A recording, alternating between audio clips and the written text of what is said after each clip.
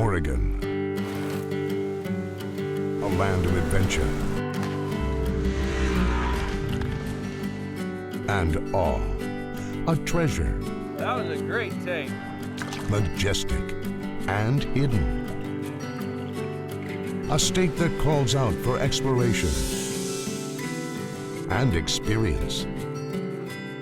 The journey of discovery begins now.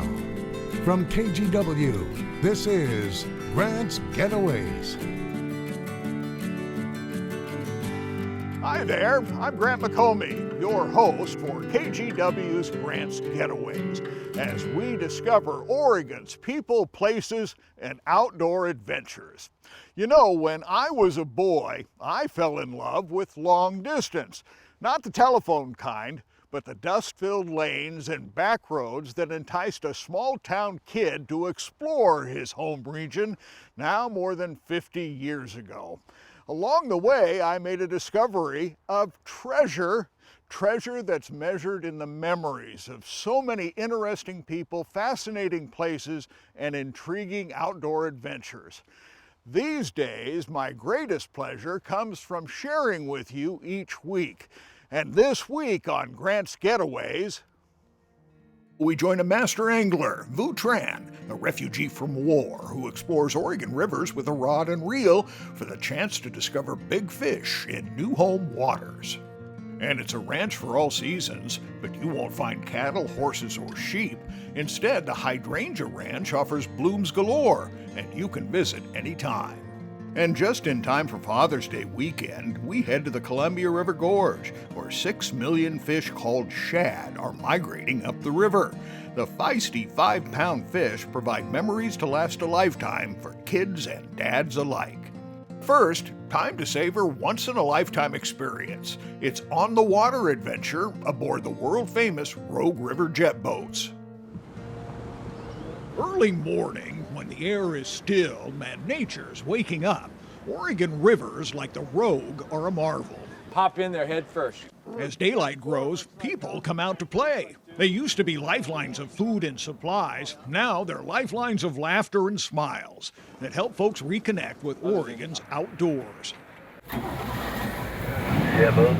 From the Gold Beach, Oregon base, speedy jet boats launch family excursions up to 52 miles deep into the Rogue River Canyon. Looks like we got good going here, gang. Make sure your hats are snug today. You ready? There we go.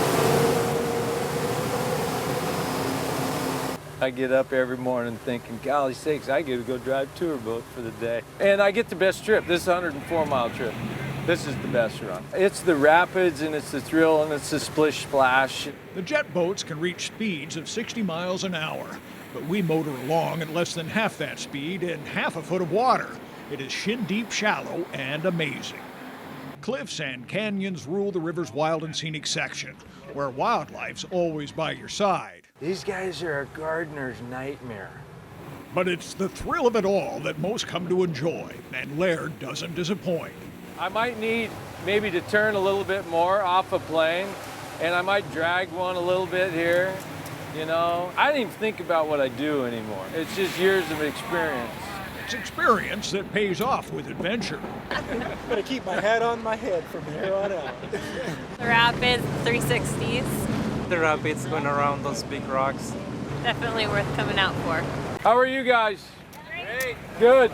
Hey, you guys look like you're wet. How'd you get so wet? Hey, don't squirt the boat, pilot. It is an awesome collection of wilderness, from forest hilltops that touch the sky to remote steep canyon walls that touch hard-charging whitewater rapids. It's easy to see why Jeff Laird likes to come to work each day. If there's a boat pilot out here who says he doesn't love his job, he's lying to you. And a lot of people can't say when they go to a job, they actually give people a smile. So that means something to me.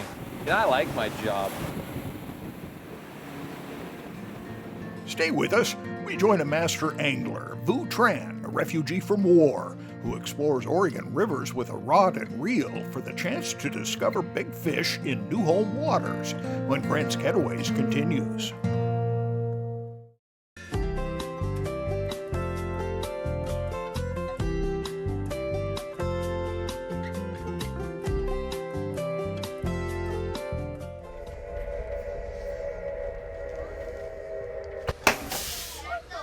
Good morning, friends. How are you guys? Good morning. On any given weekday, the youngsters step aboard Vu Tran's number 9002 bus You guys all excited?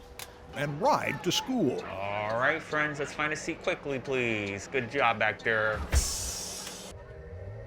Tran calls Route 160 a dream job in the Beaverton School District. Let's use our library voices, please, in the back. Considers himself a teacher aboard a rolling classroom. I treat them like they're my own kids a lot, is what I do, because I would do anything to protect them if I'm on a school bus. It is also the best work he's ever had because it gives back to his community. We're a gateway to their success. We're sometimes the first adult they see and the last adult they see. And what we say to them can set a tone for their day, and how we end their day can set their tone when they're at home with mom and dad. Have a good morning, friends. Bye. Bye, friends. Bye. Have a good morning. I'll see you guys in the afternoon, okay? Setting the tone is important to a man whose childhood was filled with uncertainty. A refugee family who fled their homeland and landed in Oregon in '79. To escape from the communism during the war, they were bounced around everywhere during the war in Vietnam. My mom's family lost their family business, lost everything, just needed to get out with communists. Took over, lost everything. Vu credits his mom and dad for keeping everything together for the large family. They worked several jobs at once to find and build their American dream, beginning with education. River's looking great. Should be fantastic. Vu found something else along the way, a passion for the Oregon outdoors. Ooh, I like that one right there. Especially new home waters and the secrets they hold. Oh, there's a fish. Just hanging out in that soft water over there. Nice rosy fish. A little spent. Another wild steelhead. This time of the year, you're gonna find a lot of wild fish. Top corner lip. There we go. And there he goes to go off and make more babies. Vu was bit by the fishing bug as a kid, thanks to an uncle who took him trout fishing at Lost Lake near Spruce Run Campground. And then Vu discovered bigger fish that live in his new home waters. They're called the fish of 1,000 casts, and I found out pretty early in my career that it takes a lot to get a steelhead to bite sometimes. It's a lot of work. Angling success led to obsession. Vu is addicted to steelhead. His pictures from the last 20 years prove it. How can you not smile when you're out here fishing? You can come down Highway 6 and there's 5 different rivers to fish. I can go down Highway 26 and pick 4 or 5 different rivers. We have so many choices. You can't put a price on that. Ready for our main speaker tonight? My name is Vu Tran. I've been fishing for steelhead about 15 years. Nor a price on an earned reputation as one of the region's finest anglers and respected teachers. This is one of the most popular methods here is float fishing. Vu speaks about fishing every chance he gets, and his enthusiastic lectures find few empty seats. Tonight, the Tualatin chapter of Northwest Steelheaders. The next thing I'm gonna ask you guys is, why do you fish? Love being outdoors, right there. That's me. I love being outdoors, right? It's about seeing the colors, being in God's country. That's what it's about for me. When I first came here in America, people helped our family through everything. Getting on our feet, finding our first apartment. To me, it's giving back to the community, helping out people, seeing people smile. You can't put a price on that when you see somebody smiling. It just looks really fishy in there today. Oh, there's a fish. I thought it was bottom. Vu's journey has not been easy. There have been many twists and turns along his trail to reach new home waters, but he insists one thing is certain.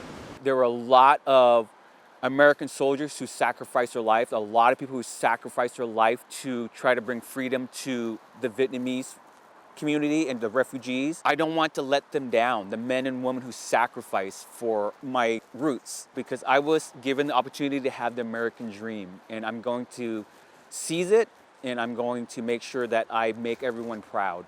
See if we can pop him off here. Oh, there he goes. That was a wild steelhead there. I want to let that one go. Luckily it popped off there, and he'll swim off to go make some babies.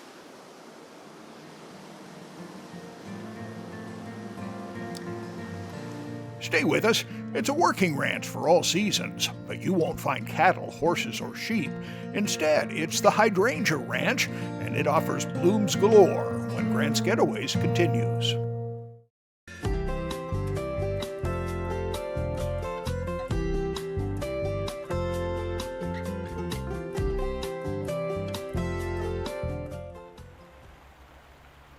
Oregon's Hydrangea Ranch is a living masterpiece. Essentially, I went in there freeform this year with the tractor.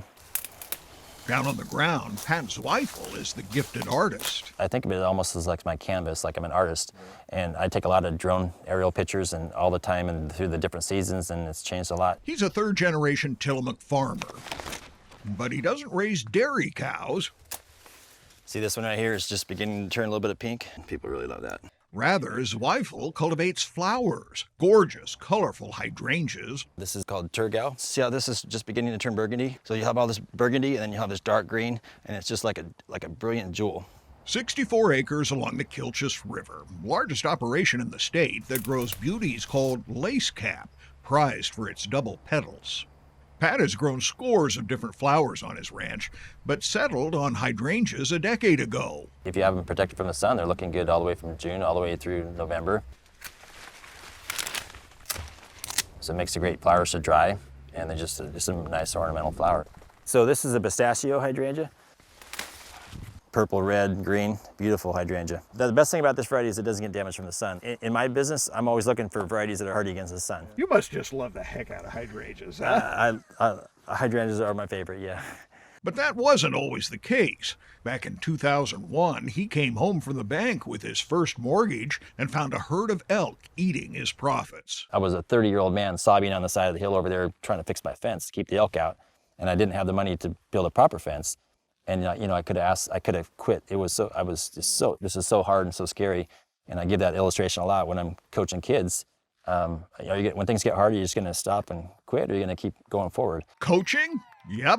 This former high school and college cross-country champion cultivates athletes each spring through fall. I was born to coach, okay? The flower business has prepared me for coaching. Now on my farm, I hold running camps throughout the summer. It's the real running, You're not out on the busy streets. You're just out here in nature. Each September, the capstone event is called Ultimook. 2,500 runners from 114 teams race the fields, forested hills, and the Kilchis River. They run through the mud pit, through the river twice, and it's kind of amazing. They go through the mud pit, they're just covered with mud. They're falling, and they come out of the river. The second time, they're washed clean. And here is Zweifel's seasonal pride and joy, a corn maze and pumpkin patch. Every October we have a corn maze and pumpkin patch, and normally have a hayride. It's not like a carnival setting. It's really down to earth. People really enjoy it for that. Really good quality family entertainment. Here's a parkland meant for outdoor picnics and family time. Plus a ride on a king-size locomotive where they love to shout, "All aboard!" on an outdoor tip of the week. You can tell a lot about a community's health by the parklands they support. Molalla, Oregon has a dandy, where fried chicken and coleslaw are the picnic staples, and plenty of elbow room lets the kids play safely, and where something special is always coming around the bend. It's awesome to see their smiles, see the excitement, see the look in their eyes. I mean, it really is. The Molalla Train Park sprawls across 4 acres in Clackamas County. Up to 7 trains, so thousands go aboard for a 10-minute ride. Every kid loves trains, and most adults do too. I mean, they just don't want to admit to it. Pat Dooling is the president and lead engineer for the Pacific Northwest Line Steamers, a train club whose 80 members keep the engines running each week. Oil the bearings, make sure the lubricators are full of oil, make sure you got water and fuel, and off you go. The park's trains are 1.5-inch model scale, so big enough for people to sit on, ride, and smile. All of this was the brainchild of founder Harry Harvey, who put down the first track in 1954, a gift to his community. Harry, when he originally started the park, it was free. He wanted it to be free for people that way, and if you were less fortunate, you could still go and have a great time and treat your family to an awesome day. It's a very, very popular area. Yeah. And it's still all free each Sunday, all summer long. These are all electric. This one's gas. This particular locomotive is coal-fired. Inside the Dennis Jacobs Roundhouse, members' locomotives are at the ready. Dave Middleton and his son Troy agree their hobby is addictive. You don't look at this like it's work. No. This is fun. This is fun. When it becomes work, it's time to get out of the hobby. Back on the railroad, visitors Michelle and Travis Chateau love this link to childhood. Last time I was here, I was 12, and we had the place to ourselves, and he just run us around for hours. Was it as good as you remember? Oh, yeah. Scenic and just kind of bring you back as a little kid. I absolutely love a steam locomotive. I absolutely love it. I wouldn't change anything. I love the train park. The Molalla Train Park is open to engineers of all ages and will put a smile on your face. Guaranteed. Everybody just having a great time, and you know, that's what it's about. Stay with us. Just in time for Father's Day weekend, we head to the Columbia River Gorge, where 6 million fish called shad are migrating up the river. The feisty 5-pound fish provide memories to last a lifetime for kids and dads alike when Grant's Getaways continues.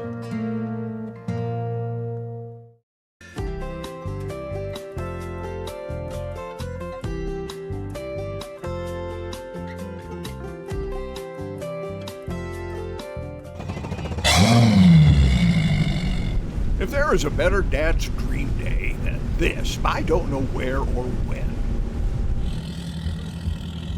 They all have fish on. That's pretty cool. Oh, even he has a fish on. Neither does fishing guide Bill Monroe. Catching shad with the small fry in the sprawling and scenic Columbia Gorge. We're fishing in the middle of a mountain range. We're right smack dab in the middle of the Cascades. You don't see that everywhere. It's pretty unique. I love it. I just love it. Let's get this rod out. Bill cherishes his time with the youngsters when millions of 5-pound shad, distant cousins to herring, make their annual run up the Columbia River. You'll see all of a sudden they'll have a fish on, then they'll have a fish on, and then all of us will have a fish on, and it'll just go like that for the whole day, just on and off. His boys, Billy and Grayson, and their cousin Amelia with her dad Jared, like that too. They almost look like oversized herring, yeah. Kind of are, actually. Yeah. Oh, Amelia got one. It's pulling really hard. This invitation to nonstop catching has a certain casino-like appeal. They're everywhere. Gambling on who can lift the fish straight to the cooler. No nets allowed. So we call it shad roulette. Yeah. Here's how it works. This is called fair chase shad fishing. We don't need to net it. Okay, Amelia, go ahead and lift a little bit. Ready? If we get it, we get it. Oh, we got it! There he is. Well, it's a fish. The cooler is open. Shad roulette is upon us. Will we get it? 3, 2, 1, and take off. Oh, nice! Directly in there. Nice. Meanwhile, the kid's granddad is having a dream day too. So many fish, so much laughter, and smiles as wide as the river. People want to fish for something, and they're going to. And shad happen to be abundant and easy to fish for, and of course, great for kids. It's a natural for youngsters. These are the good old days for shad. It seems like it's just about every year. But millions of fish. Millions of fish in hundreds of years. Shad have been labeled the founding fish. Historians say shad saved the American troops from certain starvation at Valley Forge in 1777. The East Coast transplant was brought out west in the 1870s. The table fare is fine, cooked, brined, and pickled, or even smoked. So if you were to smoke a shad, or 2 or 3 or 4, how would you go about it? I'd grind it up, put it in a pipe, and light it.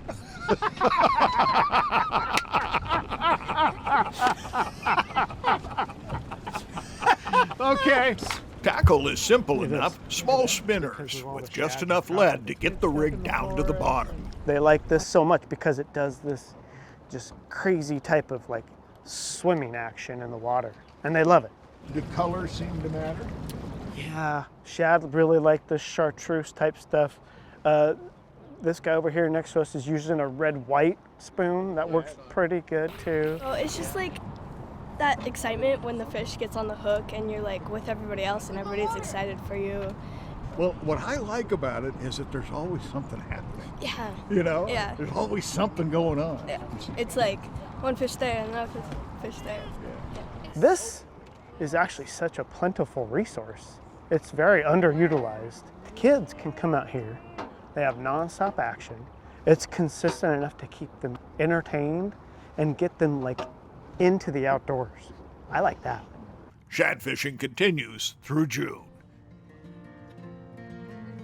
We have all the details, directions, and the contact information for all the segments in this week's show on the KGW website, so be sure to check it out.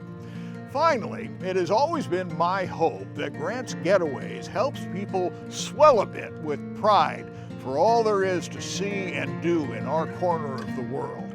I want you to get out there and explore the great Oregon outdoors and let Grant's Getaways be your guide. For KGW and Grant's Getaways, I'm Grant McComey.